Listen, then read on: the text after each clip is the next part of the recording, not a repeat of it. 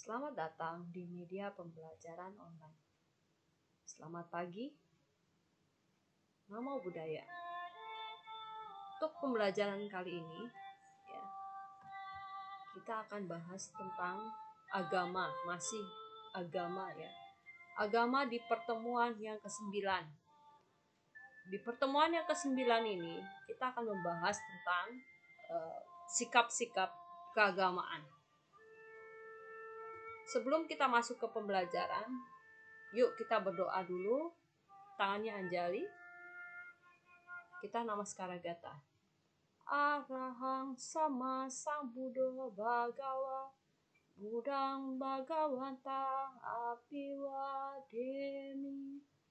Swakato bhagavata dhammo dhammang namasami Supatipano bhagavato sawaka sangho sanghang namami.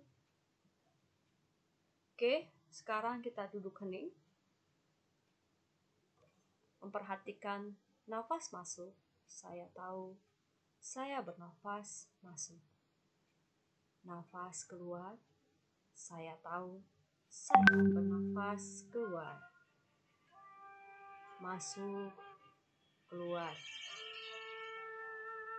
Nafas masuk, saya tenang. Nafas keluar, saya rileks. Tenang, rileks. Menyadari bahwa saya bernafas masuk. Menyadari bahwa saya bernafas keluar. Duduk hening, selesai. Yuk tangannya Anjali. Kita baca doa sebelum belajar. Terpujilah Tuhan Yang Maha Esa, para Buddha, para Bodhisattva, Mahasatwa. Aku belajar bukan untuk kesombongan dan keserakahan, tapi untuk mengikis kebodohanku. Semoga aku dapat belajar dengan baik dan benar. Semoga semua makhluk hidup berbahagia. Yang akan kita bahas adalah menjelaskan inklusif, eksklusif, pluralisme, dan tujuan hidup agama Buddha. Indikatornya ini dia. Menjelaskan. Setelah itu tujuan pembelajarannya. Tujuan pembelajarannya adalah peserta didik mampu memahami pengertian inklusif, eksklusif, pluralisme, dan toleransi.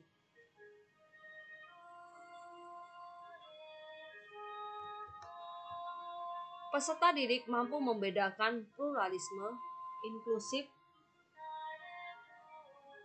Peserta didik mampu menjelaskan tujuan hidup agama Buddha dan manfaat hidup bertoleransi. Jadi materi kita tadi sudah dijelaskan bahwa indikator-indikatornya. Next, kita akan bahas pengertian pluralisme, inklusif, dan toleransi.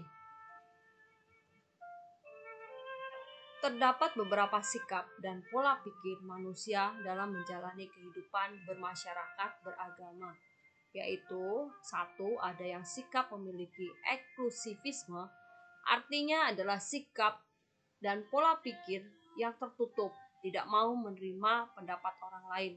Jika ini dilabelkan ke agama, ya, eksklusif ini adalah menganggap bahwa agamanya paling benar, agama orang lain salah.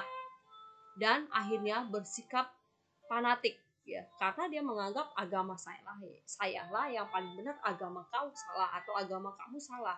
Jadi di agama saya ada keselamatan, di agama orang lain nggak ada. Itu sehingga menganggap dialah yang paling benar, sikap seperti itu. Kemudian inklusif adalah sikap terbuka, kebalikannya dari eksklusif, yaitu terbuka, mau menerima pendapat agama orang lain, ada benarnya, dan agama sendiri juga ada benarnya. Jadi dia tidak bersikap fanatik ya. Kemudian ketiga adalah pluralisme.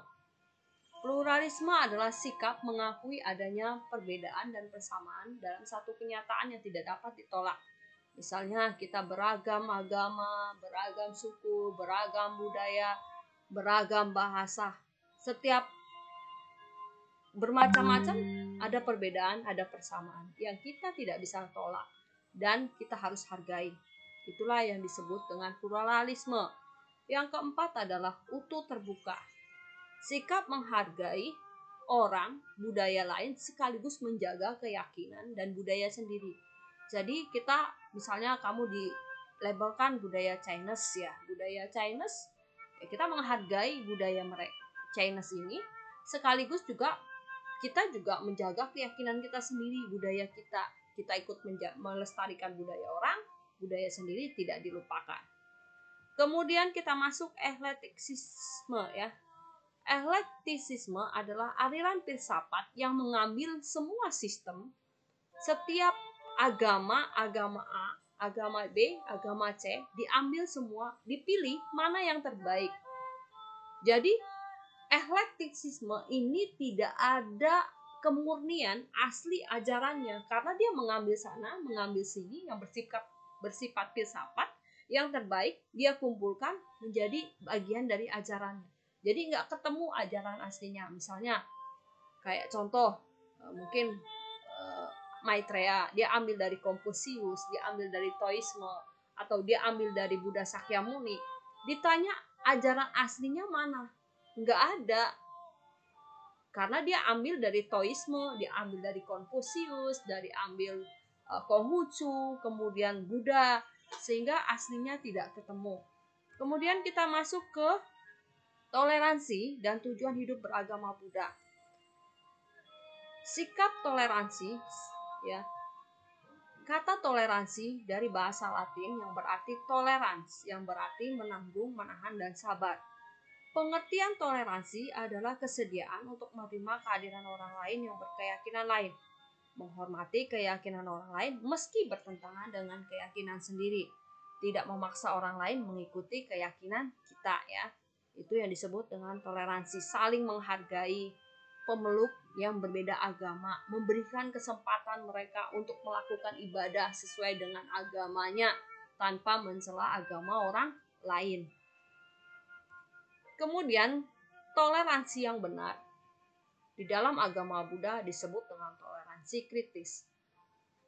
Bukan penyakit aja yang kritis ya, ternyata toleransi pun kritis. Kenapa?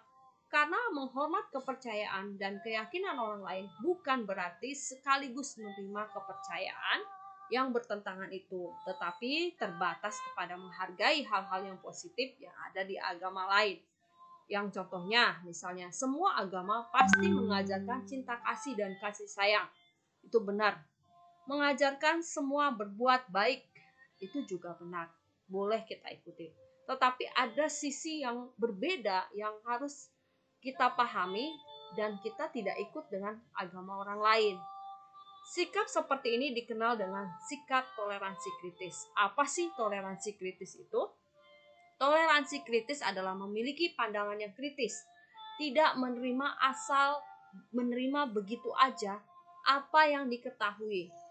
Karena pada saat Buddha menjadi guru Buddha ya, Buddha ada seorang siswa menjadi muridnya. Buddha malah menolak.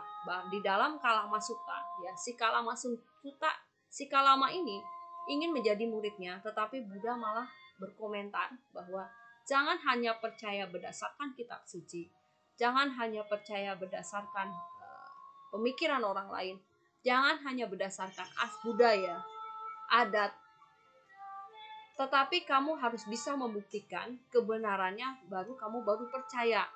Jadi ehipassiko, datang, lihat, dan buktikan. Itu yang disebut dengan toleransi kritis ya. Harus bisa dibuktikan kebenarannya baru kamu percaya. Next, tujuan agama Buddha ya, tujuan hidupnya adalah bebas dari duka. Duka artinya penderitaan, tapi bukan berarti hidup kita penuh derita ya.